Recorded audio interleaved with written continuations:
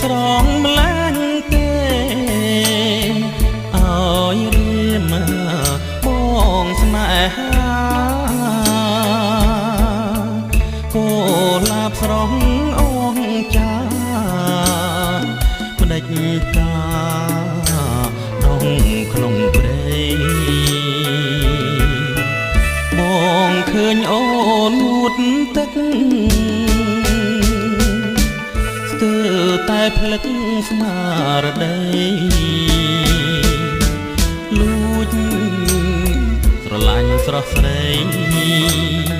ក្នុងន័យស្រ